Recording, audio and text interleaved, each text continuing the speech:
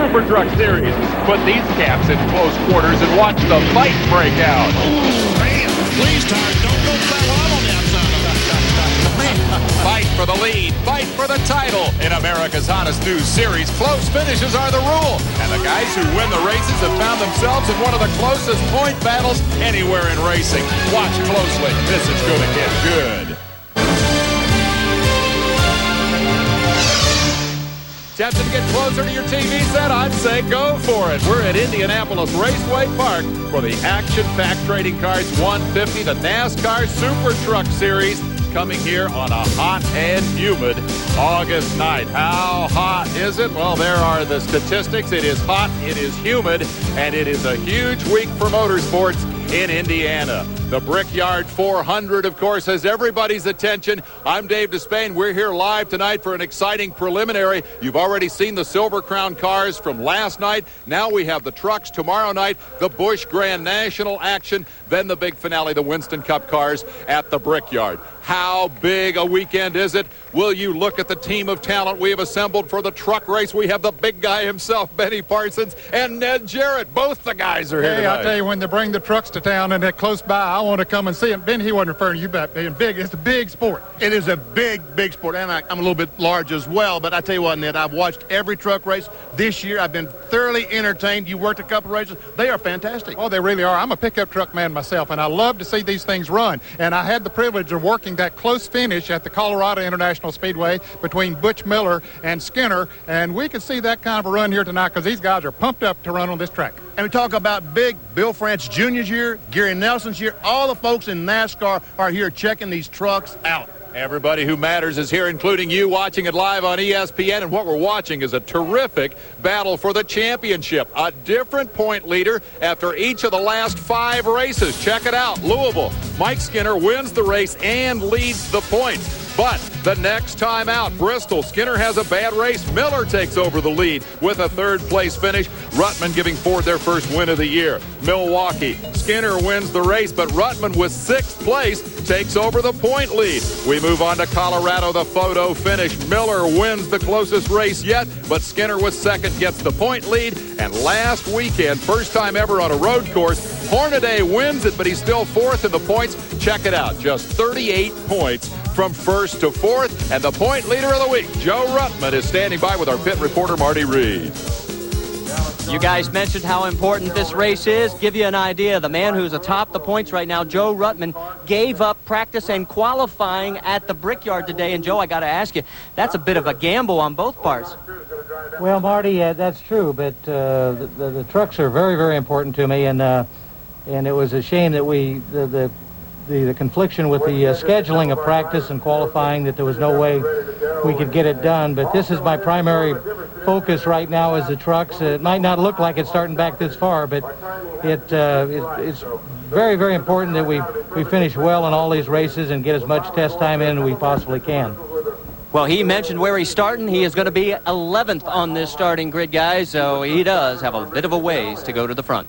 Thank you, Marty. We'll hear a lot from him, especially during the break. It's 150 laps here tonight, and they stop in the middle for a 5-minute recess. Here's your race analysis. The track, everybody refers to it pretty much as a 5/8 oval, 150 laps distance. The pole to Skinner, again, his 9th of the year. The pit stop will come at lap 76. How about that purse? $165,000 on the line here tonight, and about 20,000 people on hand to cheer them on. The Budweiser blimp overhead to bring you the pictures. Indianapolis Raceway Park looks pretty this time of year. The engines have fired. We're going to jump right into this thing and go racing for you on a Thursday night live from Indianapolis Raceway Park. It's our home for Thursday Thunder, but it is a much different show here this evening as the NASCAR Craftsman Super Trucks prepare to go to work. There's Skinner down on that pole position that is very, very familiar to him. He kind of owns the poles, Benny. And we look at that truck on the outside. Unfamiliar to you folks have been following the trucks. That is Johnny Benson. Of course, we'll get to the starting grid in just a moment, but Benson, great run on the outside pole. His 3rd attempt at super truck racing, so that is impressive indeed. The mix is 18 Chevys, 13 Fords, and 3 Dodges. Skinner starts from the pole looking for his 6th win, and there's Benson alongside in the Chevrolet. And in row 2, we find Ron Hornaday Jr. He's won 4 of those in the Teresa Earnhardt Pop Cup. Papa John's Pizza Chevrolet, and P.J. Jones starting on the outside of the second row of the Die Hard truck. Easy for you to say, Ned. There's Dennis Setzer in the Dodge and Jeff Bodine, the Exide battery Ford, on the outside of row 3. Row 3 has Gary Santamon, and that's pretty impressive. He's all beat up after that crash in the ASA race out at Topeka, and Swindell, the World of Outlaw star, alongside. And in row 5, we find Rodney Combs making his second start in the Supertruck Series, and alongside of him is Steve Fortingate. Row 6, there's Joe Ruttman, the point leader, and Bill Sedgwick. We go on board with P.J. Jones, and he'll have one of our 2 onboard cameras here this evening as we see Roger Mears inside row 7, and Mike Bliss, who's won more races on this track than any other driver. And in row 8, we find Tim Nooner. He runs on occasions in this truck series, and Scott Lagasse, who has been running the entire series in one of the Rick Hendrick trucks. And back in row 9, Michael Dockin and Carlos Serrano. And Walker Evans is going to lead the next row from the inside. He, of course, is a legend in off-road competition in the Dodge. Jack Sprague out of North Carolina with a Chevy. Row 11, we find Butch Miller. He's won one of these things this year. And Rick Corelli, who's looking for his first win. Yeah, back in row 12, T.J. Clark and Joe Nemechek's little brother, John Nemechek. An emerging star from the Pacific Northwest, Toby Butler in the Ford. John Kinder is alongside out of Santa Ana, California. And in row 14, we have Steve Darn and Bob Strake. Row 15, the coach, Jerry Glanville, and Bob Brevac running number 4 tonight. Truck similar, same as it's always been, except number 4. Kenny Allen coming out of Shelby, North Carolina, starts alongside Ray Daniels, his first start in the Pep Boys Chevy. And the final row, row 17, we find Bob Keselowski. Bob had some problems in qualifying here today, got into the fence, but they got the car fixed up and depressed. Johnny Benson is going to be carrying our second onboard camera. Your pole sitter, Skinner, with a very impressive season thus far. His statistics, 9 poles, or check that, 8 poles and 5 victories, more than any other driver in each category. You might think he's running away with the championship, but that is certainly not the case with 4 drivers in a 38-point span at the top of the heap. Guys, that is a terrific championship battle.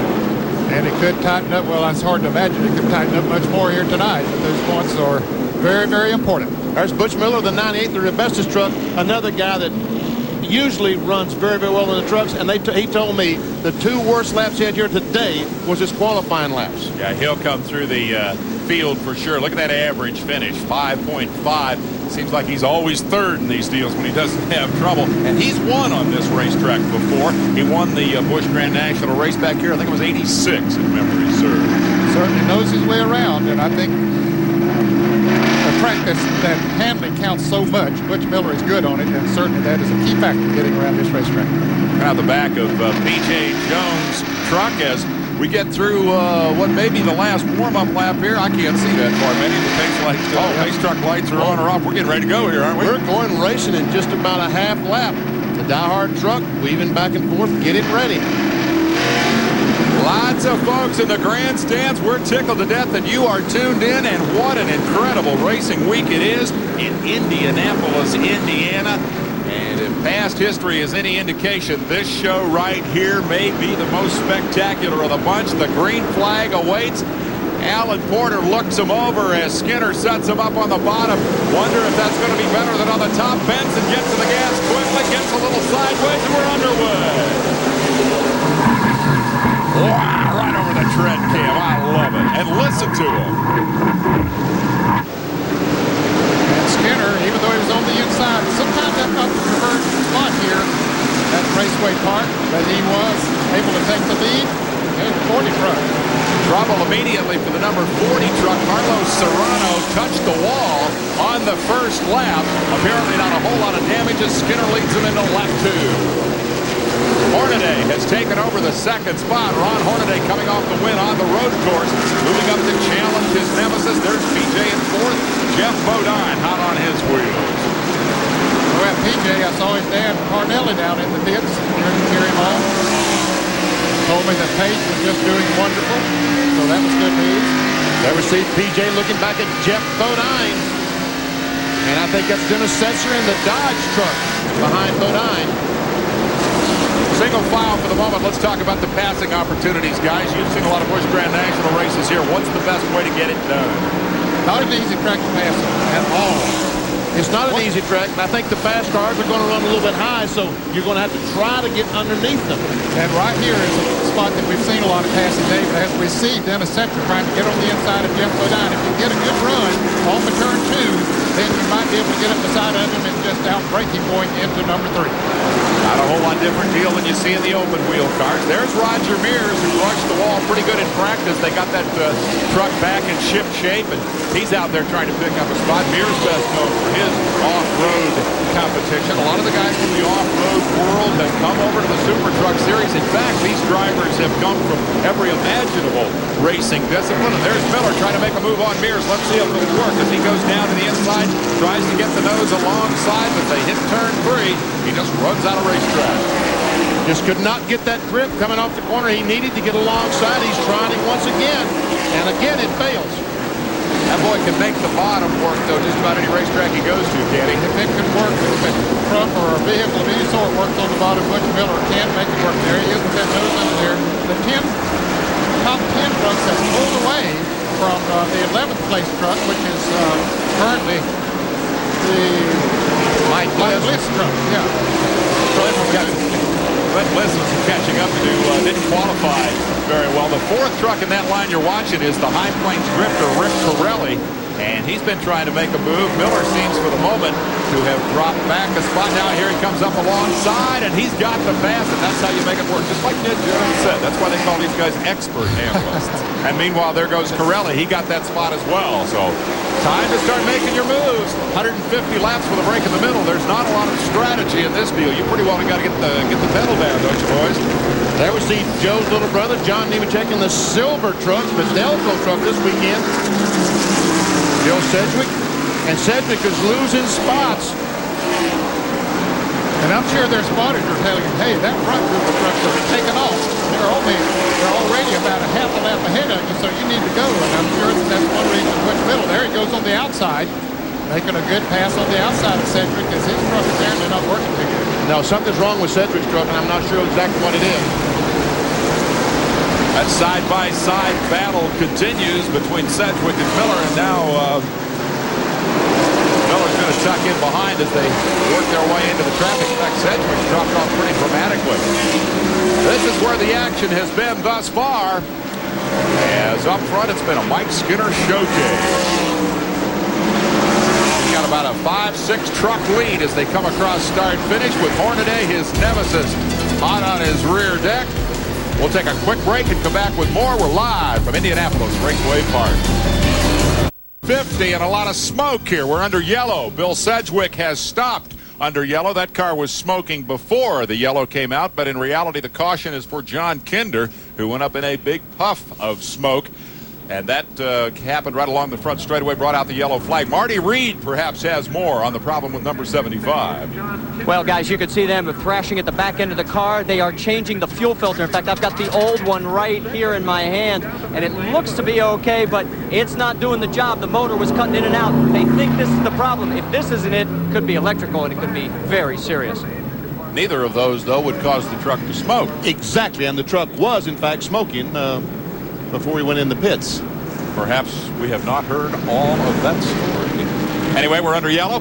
Working lap 16. Skinner has led it from the get-go and has now, in fact, led the most laps. In 1995, he was 4 down to Hornaday in that category at the start of the race, 662 to 658, but Skinner led them all here thus far. That's Johnny Benson Jr. getting a little truck action under his belt here tonight. His 3rd start of the series, or 4th start of the series. We'll take a quick break and be right back. 3 trucks have dropped out. All 3 brands represented. Kinder in the Ford is out, Sedgwick in the Chevy is out, and Keselowski, Bob Keselowski, has pulled his Dodge off. He has been substituted. There's a substitute driver in that truck. Frank Kimmel from down in Louisville has jumped in the truck to drive. Take it all back. The Dodge is still out there running. The Bud blimp, Bud 1, traveling all across the country, stopping at sporting events hither, thither, and yon. None more exciting than the one we're watching right here as we go back to the green flag. Working lap 18, Hornaday's going to take a shot at Skinner. Well, he tried it on the outside, but Skinner closed that gap up in a hurry. He gnawed on that back bumper of that truck that time. He let him know he was there. These guys certainly know all about each other. Skinner having won 5 times and Hornaday driver-to-driver rivalry in the series. That one's as good as it gets, and this is the look out the back of Benson's truck as he looks at another onboard truck, B.J. Jones. And B.J.'s about to get challenged as they hit the bread can. Yeah. Ooh, there's some smoke. Jeff Bodine, big Sammy time. Swindell looks like has lost an engine down in the first and second corner. He is high on the racetrack. The truck's going by. And so far, everyone has made it by, and no one has spun, so maybe this will not bring out the caution flag. The entrance to the pit is right there, and he can't get to it because of the traffic. And we may go yellow. Is he going to make it? Yeah, he says, I'll just cut across the grass. I don't want to this thing. Nice driving as they say to get out of the way and allow us to stay under green. Now let's see if Bodine has something for PJ here. We look out the back. He's been working on him. I guess. And he still is. Got two battery companies there, so naturally Jeff wants to get in front of that diehard with the X-side. Tapping a little bit there between turns 1 and 2. Tapping the tailgate, I guess you call that truck racing, doesn't it? Right. BJ's got some experience, some track time here at Indianapolis Raceway Park.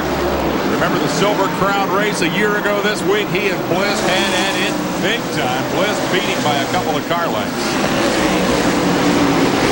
That red number 30 is Dennis Setzer. That's a Dodge Ram truck.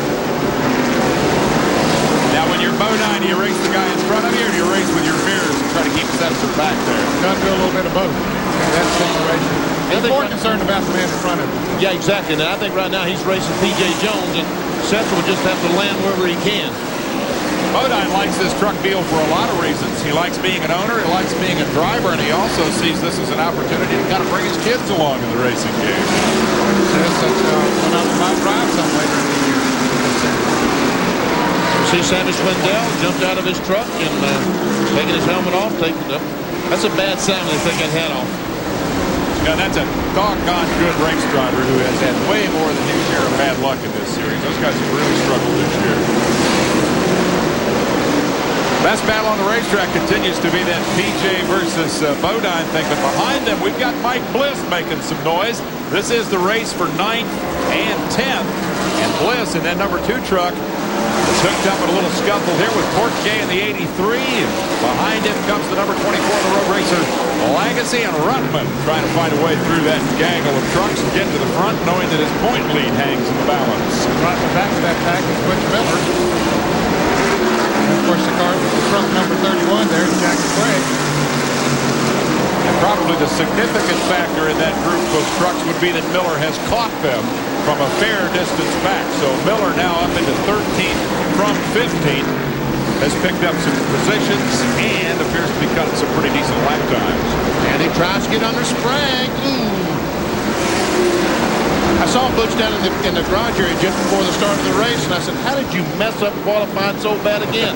He said, always ask the right question. He said, that was the 2 worst laps I've run since I've been here with my qualifying laps. He said, I don't understand it. We talked about it a little bit.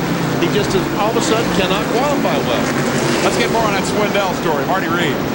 Yeah, we're down here with Sammy, and, you know, for having to go through all day sweating in this heat to go out this quickly, what put you out? Well, we lost. I think we broke a valve and it went through a piston. What about track conditions out there? Everybody was talking about how treacherous turn 1 was earlier in the day. Well, I think they got that fixed, but there's just a lot of stuff built up out around the outside, so everybody's being pretty careful and staying down out of it right now. And, you know, we had a pretty competitive truck. Just tell our truck was running good. I was just taking my time and was able to run right on those guys. Motor doesn't down. Sammy Swindell, a man of few words, manages a smile, but I think it was a forced smile there. He had to be a little frustrated to see that thing turn out the way it did here tonight. He's 13th in the points, and I guess that 13th for bad luck is, again, representative of their season so far. Look at Benson trying to get on the outside of Hornaday. Now it looks on the inside. And I tell you what, it looks to me like that Benson, P.J. Jones, Bodine, and also Setzer right now are the fastest trucks on the racetrack. They could run away from the 16th if they could just get in front of him. I agree with you. And Johnny Benson certainly knows his way around this racetrack. Had the Busch race, the Over 201 a year ago, had a flat tire with just a few laps to go. That would have been his first win in Busch competition. And Look at that. PJ dives out to try to get on the inside of Benson. And meanwhile, Bodine is diving out trying to get down him, and Seth are trying to go on the outside. Nascar on the inside. That's Jerry Glanville that they have just lapped. And if, in fact, Hornaday is holding up this pack a little bit, it's a nice opportunity for Skinner, who'd love to just check out on him. Remember, we'll take a break at lap 76 for 5 minutes for pit work. But Skinner's not driving away from this pack either. He had driven away for a little bit, but now they're closing back in on him. Whether he's just taking it easy, trying to save his tires, or if Hornaday is feeling that pressure back there and step the pace up a little bit. What about the tire situation, guys, on a 5/8 mile oval like this with a little bit of bank, but not a whole lot? Do you have to save them, or can you get out there and burn them up? I think right now they can use them up because they'll be able to stop it halfway and change again, so they'll be able to tell when the tires are going away. If they run hard right now, they can tell if they get 30 laps or 40. Here it goes Jeff, once again, trying to get on the inside. He's got that left rear quarter panel on PJ's thing pretty well memorized. He's had a pretty good look at it through the whole race. Hey, on the outside, Benson has got Hornaday. He takes the second spot away. Great pass, a gutsy pass, and a great one. You go to the outside, you hold your breath. As I heard Parsons say in the tease, I hope those tires don't let go now. They didn't. Benson actually got up on the outside of him and outran him down the straightaway. Johnny Benson Jr. is a kid with a great future. There's a lot of talk about his Winston Cup career. He just missed that lap truck there, but a lot of talk about where he'll end up next year. And there's a lot of speculation that he might be in Winston Cup next year. He said a week or so ago that no, he thought he'd stay where he was and maybe run some Winston Cup out of that shop with the Bumgardner organization. FPT, of course, is sponsoring his Busch series, but don't be surprised if I know a lot of Winston Cup drivers are interested in him. And the longer he stays out, exactly. And the longer he stays out, the more his value is going to go up. It's one of those hot properties. Skinner's in traffic. He's in traffic, and here comes Benson, closing up right on the back bumper of that Goodrich Chevrolet. The black 3, the colors of the Intimidator. I don't sense that Benson is intimidated a bit. He's taking a look on the outside of Skinner just as he did on Hornaday. Lap truck in front of him. That's Bob Reid back in car 4. He told me his wife Shelly won 2 races last week. I said, she'll be putting you out of this truck here pretty soon. She'll be driving it. All right, Skinner's got wide open space in front of him for a little while, and Benson goes to work on him. He's looked inside, he's looked outside. He made the pass on Hornaday and made it spectacularly on the outside. Johnny Benson, I told you they'd get close. In your face. Truck racing on ESPN. Yahoo. And look at our sensor on the inside of P.J. Jones. Can he make it work? No, he can't. I tell you what, it is a traffic jam, and I thought I saw smoke off of Miller's truck. Is that him going backwards on the backstretch? I know that's the 20 truck. That's 20, yeah, okay. Here they come, out of 4, up the front straightaway. This is good stuff. And we see that Jeff Bodine has been able to get by P.J. Jones. Now he's got his sights set on the 16 of Hornaday. And here he goes on the inside, trying to get on the inside. Setzer took a look at the inside of P.J. Couldn't find the room, elected to duck back in line. The charge is on. You guys called it. They got tired of waiting for Hornaday, pushed the button, went to work. Benson was the first to start it. He's up there working on Skinner. And this is the race from third back. If we look back, we see that Rodney Combs and Mike Bliss has joined this fight. We're going to take a quick break. We'll be right back with more. It's live from Indianapolis Raceway Park. Skinner leads it from Benson. Exciting stuff. Indianapolis Raceway Park. The eye in the sky. Aboard the Mud Blimp follows the leader. The Goodrich black and white colors. Mike Skinner, having led this thing from the start, is in traffic once again, and you're watching him from Johnny Benson's truck. Benson trying to find a fast way around the leader and through the traffic, but he's hung up for the moment. There we see T.J. Clark on the outside of the leader. That's the 23 truck. The leader, Mike Skinner, in the number 3. Here comes the second plate and some smoke. The smoke out of the back of Benson's truck. That is not a promising sign, and now Benson gets into a race there, and as we go on board with BJ, he's still dealing with Bodine. Bodine in front of him now, chasing down Hornaday. Here's the Dodge of Setzer. He runs 6th. Oh, we got a spin. Number 26, around goes Andy Brass, the driver of the Bigfoot, and the 87 is also Luke. That's Nemechek. So we'll have yellow for that for sure on the 48. of the 76 laps that will make up the first half here. There he gets off the racetrack, does Brass. You know, this is the first oval track race this fella has ever raced in. He ran 48 laps to stay out of trouble. That's pretty good. That's pretty good. He's the Bigfoot driver. You know, that big truck that crushes cars and all that other stuff? That's what he does. I'd have left those tires on from Bigfoot and run this race. I think they'd have hooked up great. I'm worried about that Benson smoke, though. That could change the complexion of this deal pretty dramatically. All right, we're under yellow for the second time this evening with Skinner showing the way. We'll take a break and come back where you look at the people at Indianapolis Raceway Park. We're back at the action-packed 150, and Ernie Irvin, got to ask you, your man Joe Ruttman, the points leader, but he seems to still be about where he started, 11th place. Well, we're having a little trouble with handling right now, but just keep buying our time, and we're running somewhat at the same speed as the leaders, so we'll work on it at the halftime. Yeah, it doesn't seem like he's going to be in any danger of going a lap down before we get to the break. No, there's no doubt. You know, I mean, we're basically running the same speed as the leaders, or not the same speed as them two that are running out in front of everybody, but you know, somewhat the same. Well, we could throw an anchor on those first two. That would work. Yeah, well, whatever it takes. I don't care. A lot of people pulling for Ernie Irvin, and as he tries to battle his way back into competition, he'll go in for a checkup next week, and about a week later we'll get the word about a possible return to competition. The Yates team working out a plan to perhaps get him in a Winston Cup car toward the end of the season. He's an owner here tonight for the series leader. The green is out. Alan Porter drops the rag, and away we go. Let's watch Benson and see if that truck's up to speed. He didn't get much of a jump there.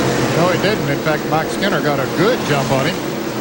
But looks like he came off a turn, too, very good, Johnny Benson did. So maybe there's nothing wrong. I thought that last lap that he maybe didn't have the straightaway speed, but evidently he still does have, because he's getting pulled away a little bit now from Hornaday.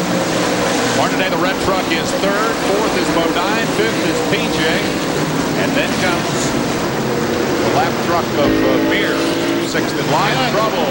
31 car got in the wall. That's Jack Sprague. We see that he has knocked his rear sway bar off the truck, and with something's dragging the racetrack. We see the right front is dragging, sparks flying, and here comes the caution flag waving. Well, that green didn't last long, did it? Trouble for Jack Sprague, a regular in this series, and again has had his fair share of tuck luck. So we'll assume that perhaps Benson's truck is healthy. Sprague, for the record, is sixth in the series standings. And when you're sixth and trying to crack that top five, a moment like this is indeed distressing. You see the damage. Let's see if we can find out what happened to Sprague. Looks like he made some contact with T.J. Clark and got him aimed towards the wall. But didn't I see some sparks in that truck before he went in the corner? I believe I think so too, maybe before he got there. I saw some sparks off some truck before he got there, before he made contact. It did look like his. They sure had a hunk of Clark when they went off into the corner. Should see some damage on the left side of TJ's machine, as he had just scrambled around to get into line down among the lap trucks, and he's going to have to pit for some work on number 23. TJ Clark out of Chandler, Arizona. Man, he beat up the right front of that thing. And this flat tire is not helping the situation any either.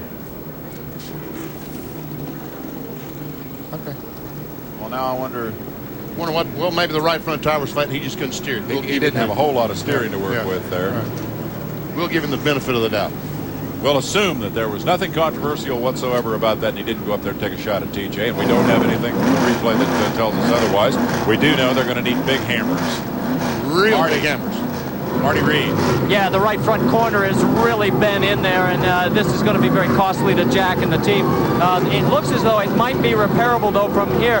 I don't know if you got a chance to see it, but guess who was holding the signboard for him to show him where to stop? The hat man of Winston Cup Racing, Bill Broderick. and believe it or not, Bill did not try and put a hat on Jack. I didn't realize he knew which end of the stick to hold. And we see that NASCAR holding. Sprague had a pretty good. Sorry, Benny. Sprague had a pretty good streak going there. 6 straight top 10 finishes coming in. And no such luck here tonight. We'll take a break, come back with more from Indianapolis Raceway Park. To green in the action-packed 150 at Indianapolis Raceway Park. You ride in the second-place truck of Johnny Benson Jr. as he tries to find a way around the race-long leader, Mike Skinner. You Bill Sedgwick fans should know that Bill has come back into the race, although he's 40-some odd laps down. What's it going to take to get around that guy?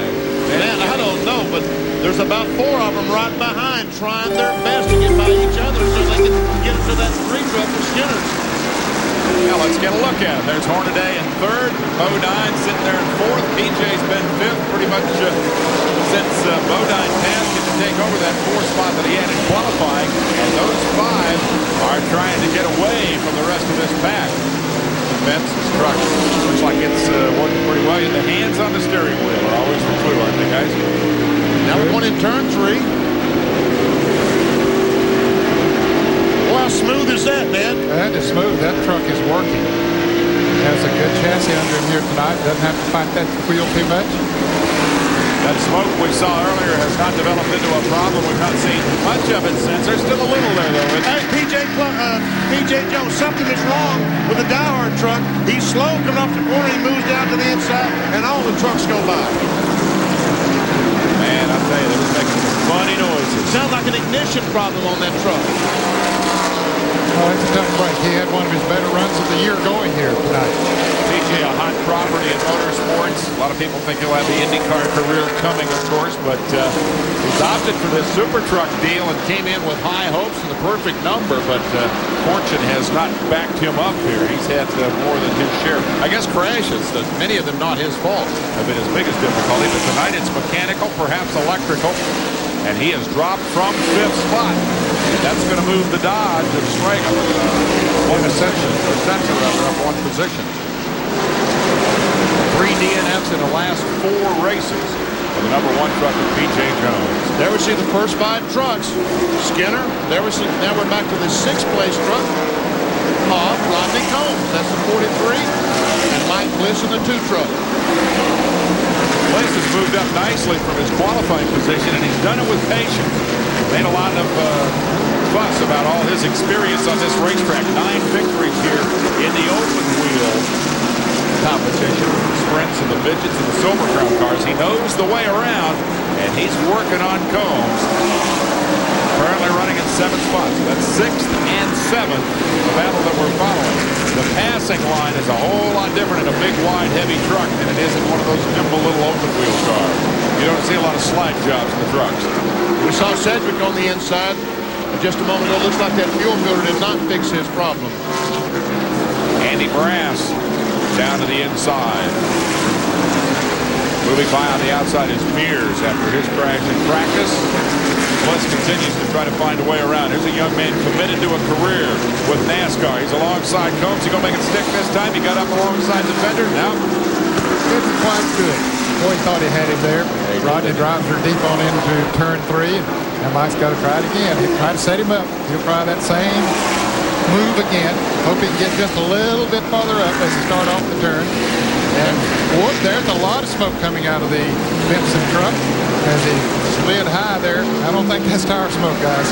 very not. But it's not affecting the performance of the truck. No. Look, he's gaining on the Mike Skinner right now, trying to go by. The smoke hasn't hurt him a bit. He looks down to the inside. It's not there. I believe that Marty can tell us what's up with PJ. Marty will tell us that in a moment. We'll stay with the battle for the lead. Skinner Well, guys, down here with PJ, and it looks like the truck just literally quit on you. What happened? Best truck we had all year long. It was going great. I was fast. I was faster than Bodine and the guys in front of me, but I was being patient. This is what I get. So, a tough day for diehard number 1 crew. They tried hard, but bad luck was us. This has not been the kind of season that you wanted in this thing. Are you making any changes here soon? I don't know how you change it up. And that's really what's been happening. The guys gave me a great car. I mean, we were right there. We were fast. I was being easy in traffic and doing everything I should be doing. P.J. Jones out of this one. Makes it hard for me to remember to call them trucks when the drivers call them cars. Benson got alongside Skinner. He made a whale of a run at him. Boy, he did make a great run at him. Was not able to get by. And now Skinner looks like he's pulled away by, obviously he's pulled away by a couple of car lengths. But look how quickly Benson is able to close that gap. Once Skinner moved away right after he made that pass, or tried to make that pass, he was 4 or 5 truck lengths, but look how quickly he's moved back there on him. So it looks like he does have a little faster truck, Benson, but hasn't found a way around yet. I wonder if that smoking problem could be overheating, and he's backing up to get a little air through the grill. Certainly one possibility. 8th, 9th, and 10th. Gary St. Amant in the 77, the yellow and red truck, being pressured by Steve Portigate. Look at the mob of truck there, Ned. Man, oh man. There's Toby Butler in truck number 21. Butch Miller right there at the tail end of that group. They are doing some great racing here. Portigate, that black truck's had a pretty impressive season, or had some pretty impressive runs within the season. Hasn't found the consistency he's looking for. I'm amazed to see St. Amant as he runs up on the outside. I'm amazed to see. Bliss. He in the 30 truck of Setzer makes contact down in the corner. He's sitting there, and so far, everyone has missed him. Look out, boys. Got one going backwards up there. Doesn't look like he hurt it bad. He got the wall at least once and maybe twice, but it still looks pretty straight. I think he was ready to try for the pass when things went wrong. He had worked his way into 5th place, had come from 14th, so it was everything we expected of Mike Bliss here tonight and more, but it was a little too much too early perhaps. Uh-oh, we got some sheet metal hanging on that Dodge. The hood or the right front fender or something, and oh man, it's pretty heavy damage to that truck. Yes, it is. He must have gotten together with Bliss, right? Because yes, they would have been racing for that spot, and the right front is beat up on the number 30 truck. Dennis Setzer, let's see if we can figure out how it happened. Oh, I see he run.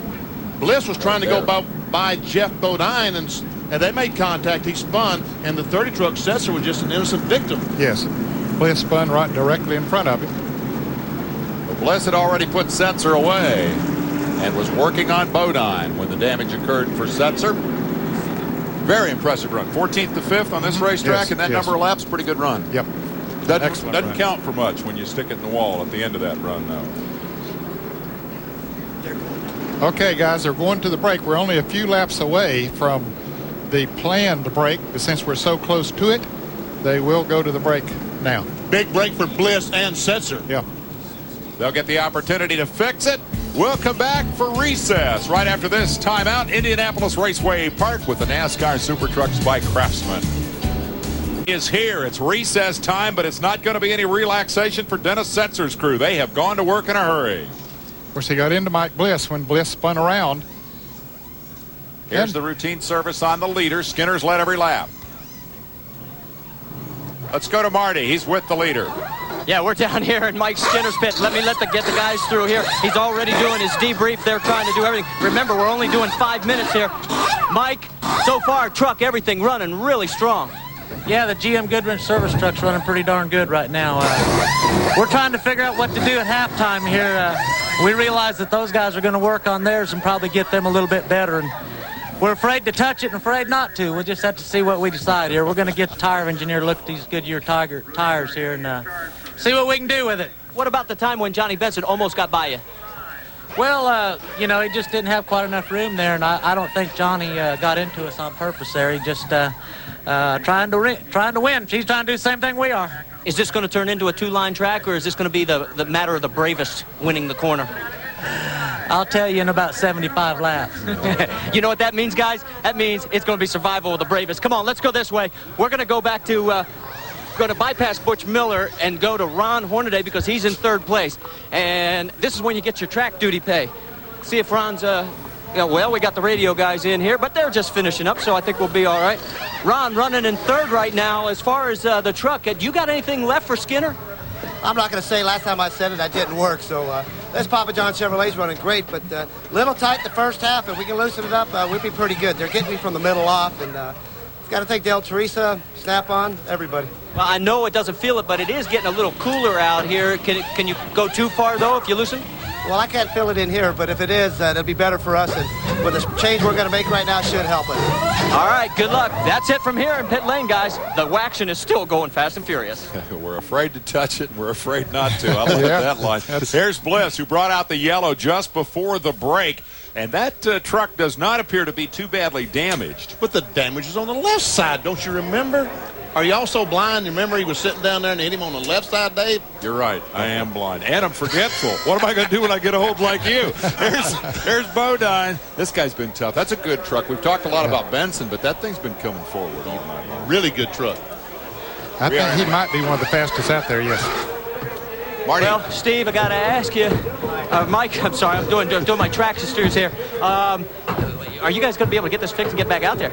Yeah, I think it's just all body work. I don't think I didn't hit anything real hard. We just got together down there and won, and I just had to hit the brakes because Jeff came across, and you and I went out to turn 1 earlier today and took a look at it. What's it like now? I think the outside came in all of a sudden. Off of 2, I can really get off of 2 high. It feels pretty good out there. The track's not coming up, and I think everybody will get this straightened out. The second half will be a better race. Mike Bliss, he's ready to go, but the guys are still slamming on the sheet metal. You can hear that hammer work, can't you? You can hear that hammer work going on. But the problem is Mike Bliss is going to find there are 19 trucks in the lead lap, and he's going to find himself back there in 19th position. He has already made a great move up towards the front, but I'll tell you, it's going to be tough in this second half to repeat what he did in the first half. He had come from 14th to 5th. He better hope that high groove is better in the second half, because he's going to need to pass more trucks than he did in the first half to get there, Benny. I tell you what, if any of the folks were listening to scanning our telecast, they would have found out from Mike Bliss that the groove is working up high. There's probably not many of these truck drivers that know that. Only he, with all this IRP experience, would try that. He's not afraid to get her up there by the wall. It got away from him that time. We're going to take a break and come back with the last couple of minutes of the break at IRP. Anheuser-Busch joins us this evening. I love the people who write stuff like this. That's the Bud 1 airship, providing us a very nice view of Indianapolis Raceway Park on a lovely, if somewhat warm, Thursday evening. And as Benny Parsons and Ned Jarrett enjoy their ice cream here in the booth, I'm Dave Despain, happy to be alongside them. Have the privilege of joining them for the excitement of the Supertruck race, all part of this huge week in Indianapolis. I'm going to come back out here tomorrow night to host Speed Week. Bob Jenkins will be busy over at the big track with Benny. I mean, we're all over this thing. Speed Week will be at 8:30 tomorrow evening live. That's Eastern time, of course, 7:30 here. We got to get out of the way for the Busch Grand National race, which will be coming up at 8 o'clock. Exciting Super Trucks premiering at Indy. That's very wonderful. Clever That indeed. is clever. And the celebrities are all here, too, and one of them is standing by with Marty Reid. Marty? Actually, guys, I've got the guy that Benny Parsons used to spot for, Robbie Gordon. First off, I got to ask you, coming off the race where you weren't allowed to race at the crash from Michigan, how are you feeling when you're going to get back in the race car? Well, I was ready to be back in on Saturday, but they wouldn't let me. If you have an accident, they don't allow you to race again. We're going to be back in Mid-Ohio. We're going to test on Monday and Tuesday and Wednesday at Putnam, and then go to Mid-Ohio and try to win there. Now, I know you're out here looking. Any chance of you driving one of these in the future? Jimmy asked me if I wanted to drive one of the ultra-wheel trucks this weekend, so I went up to Valvoline, and they said, nah, we're third in the points still. Let's concentrate on that. So as long as my IndyCar career is going, I don't think so. Now, wait a minute. They let you drive in the Desert Series in the middle of nowhere, where if you have a breakdown, a rattlesnake could eat you alive, but they won't let you drive here? Well, they figure that's probably a little safer. I'm the only maniac out there by myself. We race against the time there. And here, you got 20 guys around you. It's a lot of fun, but they just don't want to have any part of it. Well, it's time for us to go racing again. Good seeing you. All right, take care. Hi, Benny. Hey, Robbie. What do you think? Did you know back then he was going to make a race car driver? Yes. I was a spotter for him in the Daytona 500 when he drove Judy Donlevy's car. And I tell you what, Richard Petty and some guys got together off turn 2 and spun, and Robbie spun to dodge him. I do believe he might have been able to win the Daytona 500 his first round. The guy has a tremendous amount of ability. The truck you saw still being worked on pit road is Jack Sprague. Now remember, he crashed a long time ago, many laps ago, and sustained a great deal of damage in that performance race cars Chevrolet. So they're continuing to work on it, hoping to get him back out. Again, Sprague has rejoined the race, the 29 of Keselowski, with now Kimmel in the cockpit. Frank Kimmel having replaced Keselowski early on. We're on board with Benson. Hear that little whine? Yeah. That's a Jericho transmission whine. I would never have known that. Ned would have known that, but I would not have known that. I only knew it because Benny told me. Story of the race has been this number 18 truck, I think. Johnny Benson, that's the Performance Friction Corporation, Hella Chevrolet. And he's been all over the tailgate of Mike Skinner's truck from the get-go. Note that there are 19 trucks still on the lead lap. They're all up on the outside of this 5/8 mile oval. That is Indianapolis Raceway Park, and somewhere toward the back of that bunch is Mike Bliss, and he's got to pass them all as we get ready for the fall of the green. Here we go. Good jump for Skinner. Bodine wants around Hornaday. The outside would be the tough way to do that, although Benson pulled that off earlier tonight. He's got to square it off the corner like the open wheel guys do. They can't make the move. Here comes Benson looking inside. Benson is trying his best. He's up to the quarter panel or the tailgate. I think he figures that now's his best shot if he's going to make an inside move while he still has those new tires on. And meanwhile, right behind him, Jeff Bodine was on the outside on the 16 truck. Didn't quite make the pass. Wow. That first couple of laps, I'm sure you're wondering how it's gotten better with the work that they did at the halftime break. Or do you worry about that as the laps unfold? Do you worry about that later in the segment? I think you got to worry about it later in the segment. Right now, those tires are going to work for about 5 laps. And as Ned said, all these drivers trying to take advantage of those 5 laps of tires are going to be fantastic. They might not correct that those 5 laps are worth a little extra money here because we did not get the Gatorade money paid because of the yellow flag. They'll run 5 green ones, and then they'll pay the cash to the leader. And Skinner has led every lap thus far. But if Benson wants that cash, he needs to get up there and get around him in a hurry. Oh, we see that smoke once again out of Benson's truck. Must not be heat. Would be hot in 3 laps. No, that's right. Well, it's the mystery smoke. It's been there from the get-go, but it certainly does not seem to have slowed the assault of Benson. The gap is about 3 trucks now. I think Hornaday can cash, or Skinner can cash the check. In fact, Hornaday has closed up a little bit on Benson. Jeff Bodine still working on Hornaday. Jeff Bodine might have the fastest truck here. Yes. Just hasn't been able to get around Hornaday, and that's Hornaday's job. He's got the position. Walker Evans, indications that perhaps there is a trouble with the number 20 truck. The off-road racing legend crashed earlier today. Actually, I think crashed in qualifying. He's learned a lot about the oval racing wars here. And we'll see if indeed there is something to the trouble for number 20. Dodge has put up a whole bunch of cash. They've joined Ford and Chevrolet as a contingency sponsor in this series, and I think the dollars put up by Ford, Chevy, and now Dodge are one measure of just what a big deal this series is going to become. Yes, and I think a lot of people are anxious for them to get deeper involved in and see more of these Dodge trucks out here. It's always good to have competition from various brands, and certainly with the efforts that have been put forth with the teams who have been running the Dodges, there's a lot of potential here. Here's Bodine trying to make that move on the inside. Can he do it? Oh, yeah, no problem. Didn't even touch him, did he? He did that so easy. Is there something wrong with a 16 truck? Or had Bodine perhaps been biding his time? We've been marveling at how good that truck appeared, and yet he wasn't able to pass anybody. Well, when he made the pass, it was like surgery. He saw the leaders taking off. Bodine said, I'd rather go up there and race. Hey, maybe there's something wrong with Hornaday. Look here. See, Hornaday's getting passed again by Roger Combs and then a sensor. 4-time winner on the Tour. Hornaday has trouble. Coasting down the backstretch. There goes Portgay by. Well, no, he's still under a bit of power, but certainly not at race speed. You'll see that truck on pit road. There's Legacy. Next to come by. I think he's lost his cylinder because he just isn't running down the straightaway like he was to begin the race. So I think that he's on 7 cylinders right now. The point leader, Rudman, goes by on the outside. That's 2 of the top 4 trucks in the series. Neither of them having much of a night. Toby Butler just went behind the wall. A lot of action here as we get back into the second segment. We'll take a quick break and come back with more from IRP. Beat up number 30 of Dennis Setzer, the top Dodge in the field. That is the race for 4th and 5th. Setzer is racing for some of that additional Dodge money that we talked about. Here's how it works. Win the race in a Dodge, you get 10 grand. Second is worth 5,000. Third, 2,500.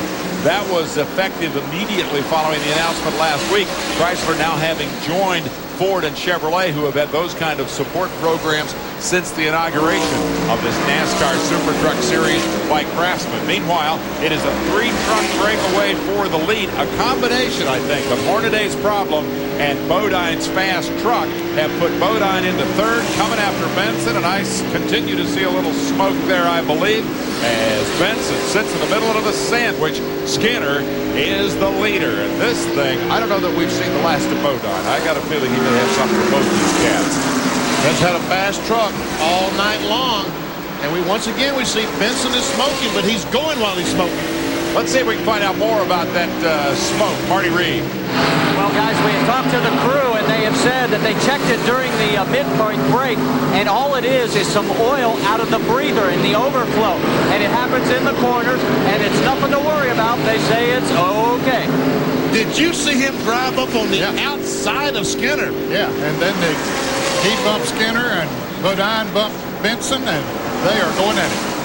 Second time he's done that. Second time he's failed to pull it off. But Benson has sent lots of messages in the direction of the leader. Skinner won the $1,000 from Gatorade for leading at midway. He has led 95 of 95, as you can see. Read that in the paper, and you might think it was a snoozer. Watch it on ESPN. It's anything but that. Look at Bodine trying to bend that thing off of 4 and get it under Benson.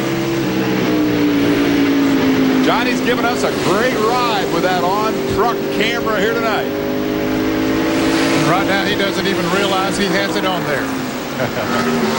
All he's thinking about is, how am I going to get by that guy? I've tried everything in the world. I've tried him high. I've tried him low.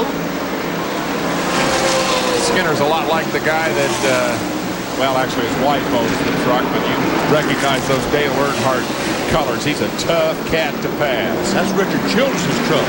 Earnhardt and Teresa on the 16 truck. I constantly get that backwards, too. I'm so pleased that you're here to keep me straight. What's the Bliss doing here? He has moved up some, but not anywhere near what he needs. He's now 16th. And that is from, I believe it was 19th after the crash that brought out the yellow flag. There we see Bliss. That's Bob Strait in the Target Expedited truck right in front of him. Michael's docking in that yellow truck behind them. That's a good run for Dockin. He's just getting the feel of this truck racing business. He can put her in the top 10 tonight. Yes, it is. There's Bliss working the bottom. Trying to get by, and he does make it by. Meanwhile, he pulls up on the inside. Whoa! It's Roger Mears making a little contact with Strait. Meanwhile, let's go back up to the front. Same traffic jam. Bodine fills the mirrors. Here he comes. Tailgate. He's got the bottom. Look out. No, he's running up on traffic. Can't do it.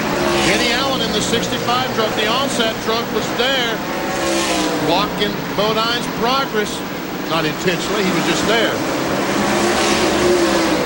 Skinner got away a little bit through the traffic, pulled out maybe 6 truck lengths. Earnhardt to be watching this telecast. He'll come up to me tomorrow and say, mine's the red truck, dummy. That's an interesting rivalry with Childress owning one truck and Earnhardt owning another. And Earnhardt's truck having the tough luck here tonight. That 16 truck has not had a DNF. They've been very consistent, but tonight Hornaday has a problem as we watch Miller and Ruttman. And Hornaday's a couple of laps down right now. And we see the Rodney Combs still up there in the 4th spot. The 30 truck Setzer just cannot get by in that 77, Gary St. Amant. He's had a great run tonight. Ruttman and Miller 8th and 9th on the racetrack. And remember, Miller started back in 21st place, so he's gradually worked his way on up through there. Took a tap there from Scott Lagasse. Ruttman, of course, is your point leader. 3 abreast. 3rd. Baby. You can't even go around this track 2 abreast, fellas. Don't tell those guys that. Look at there. They did it again, didn't they? With Terrific action is what IRP has come to be known for on ESPN tonight. Has certainly continued its reputation for that. We'll take a break and come back with more right after this. A terrific 3 trucks scrapped for the lead in the action-packed 150, and this action-packed 150 is now 109 laps old. That means we're getting down toward decision time, and Bodine just keeps beating on the back of Benson and cannot find a way around. And that's been the story ever since Hornaday dropped the cylinder and fell back. Here's what it looks like from up top. They're chasing this guy, the black 3, Mike Skinner has led every lap of this race, working the traffic, and it's about time to put my 3 experts on the spot and start figuring out who we like among that top 3. I think that Jeff Bodine, if he'd ever get up there, could race with, probably outrun all, if he could probably drive away from him, but can he pass him? I don't think so. I like Skinner. You know why? He's in front. He's in front. That's right. That's exactly right. He's been in front from the get-go. With the drop of the flag, Hornaday took a shot at him early. Hornaday has since dropped back with problems. And let's see. Let's get out of Marty. Marty? Well, guys, you were mentioning trouble. Turn 2. Bodine hooked up with Benson and spun her into the wall. A second truck involved over there. Michael Dockin was involved, the 64 truck. He was behind Jeff, and I think he just spun, to keep from hitting him. He was the lap truck, but Bodine was in the middle of that dogfight. He was running third, and as he made the attempt on Benson, there was contact, and he couldn't save it, and he got her on both ends. Let's take another look at it, guys, and see how it started. Here we are down in turn 1. He and Benson are side by side. That's Benson, the 18. Jeff Bodine in the 7. And Jeff nails the gas, and the back end just comes around. And look at that left front sparking as he slams on the brakes, and there we see Dockin going by. Yeah, he did hit Jeff a little bit and spun him on around, and that caused Dockin to spin as well. Here it is again. You can see Jeff down on the inside, and as Benny said, when he got on the gas, the back end just broke loose with him, and around he went. We got one more look at this, don't we? Because this is how it looked. Benson's on truck camera. Here comes Jeff. He's leaning up against that tailgate. He nails the gas. Someplace right now we're going to nail the gas, and around he goes. What a great shot. Isn't that pretty? Well, unless you're Bodine. Yeah, right. Wasn't very pretty. And here comes the contact. Wham! Right there that beat up the front of the truck. And that's too bad because that was a good truck indeed. And he's hurt it perhaps terminally. We see the water coming out of the front, too. We will take a break and be back with more and be back without Bodine after this timeout. Truck behind him. He can focus on the truck ahead of him. The reason is Bodine dropping out, and he's with Marty Reid. You know, I was just about ready to point out that in your 4 starts, you finished second twice. You were really tuned in. We're going green, and you're not in there. We were trying to do it again. At the halftime, we made a little adjustment to the truck. Took a little wedge out. And the Exide Ford, LA West Band conversion, and Tanya Tucker's also. The truck was running really good. I was trying to get under Johnny into 1 and 2. I was quicker than he was, and I just got down too low on the loose stuff, and it got sideways. I couldn't save it. Jeff Bodine, he's out of this one. He won't finish second this time. Skinner got the great restart, opens up the biggest gap we've seen in a good while over Benson. And let's give a call to Rodney Combs, number 43, running in third, and Gary Santamont, who really hit the wall a ton last week at Heartland Park in an ASA car. Had to be cut out of the car. He's back here tonight, and he's looking at a top 5 finish. It's very impressive. Running in 4th place right now. He got around Dennis Setzer just before the caution came out. Talking about Combs, this is only his second truck race. He ran at Milwaukee, finished in 10th in that event. Having a great run here tonight, running in third. Good race car driver can adapt. The cars and the trucks behave similarly. Hey, same chassis. I think that they're very, very similar. Yes, the chassis is the same as the Winston Cup or Busch Grand National car. Just got that pickup body on there. And a great opportunity for the drivers who come to the pickup truck series here. The Nascar Supertruck by Craftsman series is the tremendous amount of exposure that it gets. So while it may be tough to crack a good BGN team and make your way that way, tremendous battle. Go ahead, man. Tremendous battle here for third. That's Combs in the blue truck, number 43. And then Santamont there in 77. Dennis Setzer right on his bumper. And then right behind Setzer is Scott Lagacy. He's going to get in on that action as well. And then the truck number 84, Joe Ruttman then, is right behind them. So good battle from third. And Walker Evans is spun off the second corner. Well, he saved it. Wow, how did he do that? Just a good driver. He made some contact as he came off the corner with the outside retaining wall. And meanwhile, these guys are trying to wreck. I mean, they're trying their absolute best to wreck. Walker came as close to wrecking as you can without doing it. I think he just imagined the cactus and figured out how he could dodge it. I don't know what these 5 guys are going to try to dodge. This is wild. And Ruttman's the big winner in this. He'd been back there flopping around in 11th or 12th, and now he's finally got something going toward the front. He's the point leader. He's 7th on the racetrack, trying to figure out what he's going to do with this mob scene. He's moved up on the racetrack. He's running a little bit higher than most of these other trucks and seems to be getting a really good grip as he comes off the corner, especially turn 4. There he's not too high, but turn 4 seems to be higher than the other truck. Butch Miller's joined in the fight. Miller's come with him, hasn't he? Yes, he has. You don't see it from the inside of the racetrack, but from the outside, that third truck in line is all beat to pieces on the right front. Looks like a typical short tracker. Aerodynamics don't count for a whole lot at Indianapolis Raceway Park. You got to get in there, root and gouge. Uh-oh, here goes Setzer on the inside. Trying to get by St. Amant. Now he's going to dive to the inside again. And there comes Butch Miller on the inside of Joe Ruttman. What a terrific battle we are watching. Miller working for the moment. But the momentum belongs to Ruttman. He hangs on top. Butch will run him to death down there if he can. Yeah, he likes to that inside. Likes playing racetrack. It's tough to make it work down there at IRP. And the groove, as we talked about earlier, perhaps moving up as the evening wears on, and Butch just can't make it work. Here's St. Amant looking around the outside as Coombs takes the low line off of 4. I think Rodney might be holding them up just a little bit. He's doing a great job of holding his groove and position. Here's Setzer trying down on the inside once again, but can't make the move. The 77 truck. Let's get down to Marty Reid. Guys, you were talking about Gary St. Amant, and the Columbus, Ohio resident.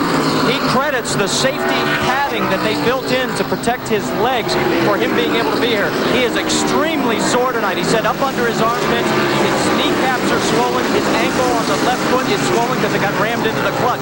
But the extra padding that they put into that race car in that serious crash, and he has that same padding right now in his Super Truck, and he's doing a heck of a job. He is currently 5th. You're watching 3rd, 4th, 5th, 6th, 7th, and 8th, all hooked up in a scuffle. Skinner is the leader and stretching it a bit. We'll come back with more. Just over 18 laps remain.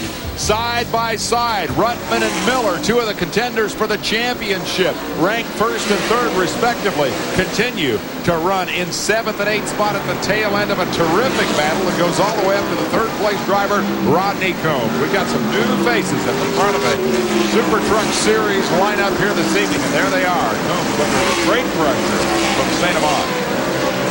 I'll tell you what, Gary St. Amant was on the outside. There we see, as we watch the car, there goes Skinner, our leader. Big gap now. Benson was all over his tailgate, but just when it matters, we see Skinner begin to pull away. There's Benson, biggest lead he's had, I guess, the whole race. We'll try to keep this camera so we can show you some of the trucks that are still running as they go by. Maybe your favorite truck driver is our 2nd place. There's their battle we truck in 3rd, 4th, 5th, 6th, 7th, 8th, 9th, and Yeah, Rick Corelli has joined that group up there now in 9th place. Mike Bliss has moved up to 10th. There are 14 trucks on the lead lap. For Bliss, of course, that's a comeback from a crash. He has moved as high as 5th. Nemechek is the 11th place driver. He spun earlier, but he's still back in the lead. Bob Strait is running in 12th place. Steve Portingay in 13th. And the 15 truck. Yeah, he's running in the 14th position. Those are the trucks that are on the lead lap. And you know what impresses me about this deal? The guy running 2nd, Benson, in his 3rd race. 3rd place driver, Combs. It's his 2nd race in this division. St. Amant running 4th, never been in one of these trucks before. 5th place driver, number 30, Dennis Setzer, in his 3rd race. There's a lot of rising talent here that we're going to see a lot of in the second half of the series. And Butch, who's that smoking, Dan? I don't know. You start to say Butch Miller, he's coming up through the pack. I don't think he's smoking. He's made the move on the inside. We saw him pass Ruttman, and now he has passed Scott Legacy down on the inside.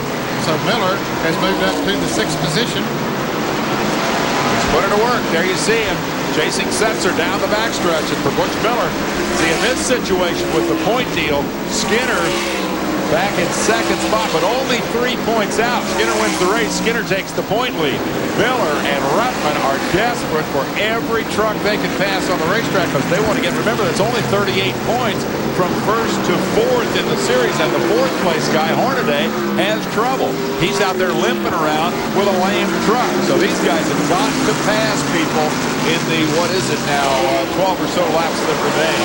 Yeah, we see Hornaday back in 21st position now, just as you say, limping around, just trying to finish. And we see that Rodney Combs has been able to drive away a little bit from Gary Sedamont. Leaders in traffic on the back chute. There he is. Through. He's the 2nd car from the right side of your screen, the dark colored car. That's Mike Skinner. Here he comes off the corner, goes by Walker Evans. Boy, he's good at this. 9 poles, 5 wins. Another dominant performance here this evening, having led every lap today. Boy, Dennis Setzer is all over St. Amant. There he almost had him passed. There he is. Was up beside of him going into turn 1, but couldn't make the pass. $2,500 from Dodge. If he can get to 3rd, he better be looking for Miller because Butch is coming on the bottom. There he goes. Butch Miller pulls alongside of Setzer. He may have him on the inside. He does have him. He's got him. I'm so happy to see Butch do that because we've talked about it all night. And there he is demonstrated. Very spectacular. Oh, crash. Big crash right in front of this group of trucks that we're watching. And right in front of the leader, Skinner. Yeah. Portengay is the 83, all beat up there in the smoke. They can't see a whole lot better on the racetrack than you can at home. Skinner got through that by the skin of his teeth.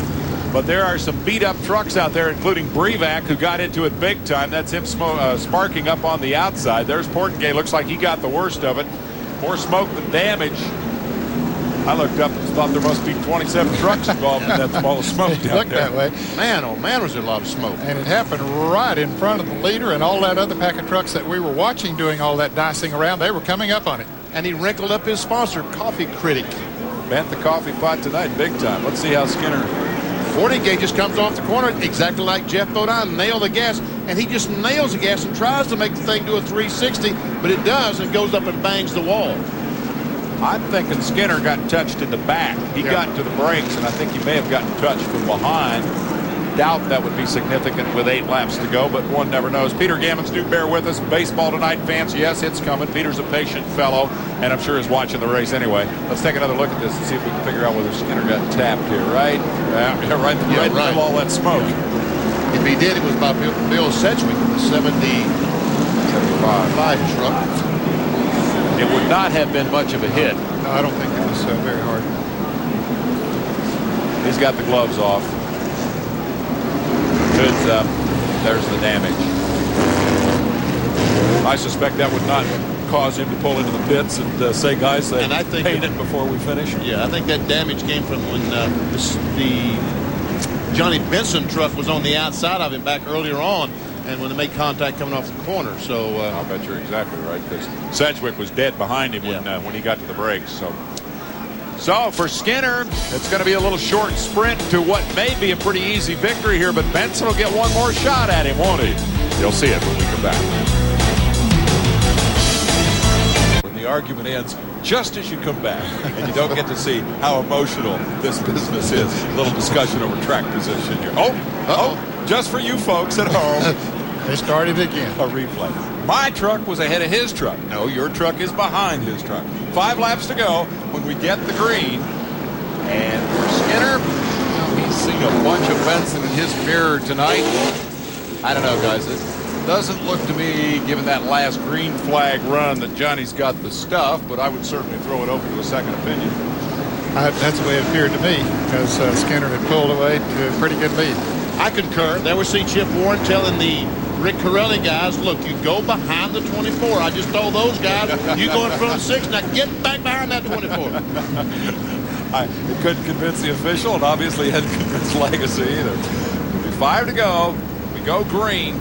We got a lot more Super Trucks on ESPN. August 19th, we go to Flemington, New Jersey. September 7th, Richmond, Virginia. September 23rd, Martinsville. And September 30th, North Wilkes with the Winston Cup cars. It's North Wilkesboro. You see that word? You don't call it North Wilkes for short in North Carolina? No. Subway 100, Spears Manufacturing. Lots of truck racing. All right, this is it. We're going green. Let's see if Benson can pull it off. It would be the upset of the year in NASCAR Super Trucks by Craftsman competition. There's the green. There's the jump. Skinner gets to the pedal a couple of 3 or 4 or 5 truck lengths quicker. The race may be for second because Combs is ready to go after Benson. St. Amant is all over him, and Butch Miller's up to 5th. Skinner is gone, checked out immediately on the bottom of the green. Inside 5 to go. But look at that dogfight from second on back with the championship point lead hanging in the balance. Here comes Butch Miller trying to get on the inside of St. Amant. Meanwhile, there's Rodney Combs trying to take over second place. That onboard camera's been in the right spot all night long. You've seen some great stuff. And look at St. Amant going on the outside of Rodney Combs. He made it on the outside. He should be able to pull off this pass. Let's see. Rodney's trying to get by Benson. And Rodney, almost lost it. The back end got out from under him. He was able to save him, but the train's going to go by on the outside if he isn't careful. No place to get in line because Butch Miller's right there trying to grab that spot. This is wild. It's for the Bucks because we're down to 3 to go. This is an unusual situation. Normally, if you're on the inside, the train goes. If you're on the outside, the train goes by on the inside. It's the exact opposite here. White flag. Look at him bumping and beating back there in the pack. St. Amant coming up on the inside of Benson, trying to make the move for second spot. The leader, Skinner, is gone. The battle is for second, back through about 9th position, and it is a melee. Wow! Spins right in front of him, and everybody missed him. And so the dash to the checkered And they spin and wreck up there again. Up at 3 and 4. Skinner takes the checkered flag. St. Amant wrecking down the back stretch, and 2 or 3 more of them tangled up in turn numbers.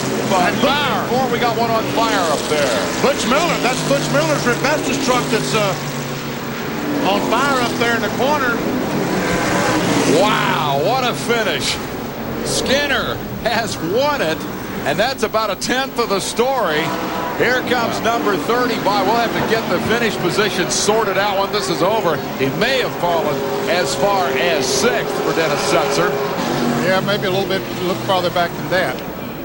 Oh, yeah, he would have been well back from that. Yeah. All right, let's watch. This will be St. Amant. St. Amant makes contact with Benson. He spins. Now that's coming off of 2. That's down the backstretch. That's right. Then the big one happens going into turn 3. I don't know what he hit there, but it was... he knocked out the light. Got that light pole, didn't he? He hit the light pole. Everybody's mad, I guarantee you that. Miller giving somebody an earful there. There's the darkened light. A 3.5 second gap from the winner Skinner back to the second place truck, Johnny Benson Jr. Corelli may have finished 3rd. Watch Let's take this. another look. There we see Corelli on the inside as St. Amant comes down and into this. Look at that. Wow. The Jersey barrier and then the light pole. He had to move a ton of concrete back there before the lights went out in Indianapolis. Benson is second as he takes it home. A terrific run for this youngster. We are showing unofficially that Corelli could have gotten all the way to 3rd place. Wow. Meaning that he threaded his way through that melee most effectively, and that Rodney Combs was 4th, and that Scott Lagasse finished 5th in a wild finish. Baseball tonight coming up next. Butch Miller's going to go talk to somebody. He did not get to the checkered flag because of the wreck in turn 3 and 4 on the final lap that ended with his truck in flames. The 3rd-ranked driver in the series didn't make it back to the wire. Skinner will retake the point lead by virtue of his victory here this evening from Ruttman, who also had a tough time of it here this evening. Did not go with Miller to the front and ended up back at the tail end of the top 10. He finished 8th. Let's go to Marty Reid. I didn't think we were going to get to do this because we're running long. Congratulations. It's another victory in the column. Tell you, this GM Goodwrench Service Chevrolet ran awfully well today. I got a really good crew, I'll tell you. These guys, we came and tested here, and we ran good in the hot part, and we ran terrible when it got toward the end of our long run when it was race time. And we went out today. We was tight all day, and 4 of us went and had our normal little powwow, and we decided to make some changes. And darn thing sat on the pole with only 1 lap. I like to wreck it the 2nd lap, and she sat on the pole and led them all. I don't guess we can beat that. Thank you much. Thank you, Mike. Great show. Let's go back up top.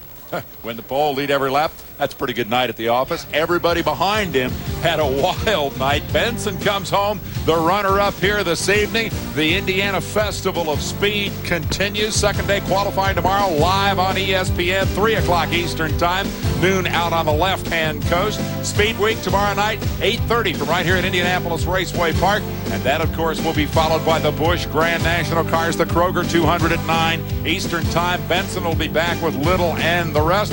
Pre-race special for the Brickyard coming up live at noon on Saturday. Skinner has won it thanks to Marty Reid down in the pits. Baseball tonight coming up next with Peter Gammons. Thank you for your patience. Thank you very much, Ned Jarrett and Benny Parsons. Sure has been fun to share the booth with you. I'm Dave Despain. That's it on a wild night at Indianapolis Raceway Park.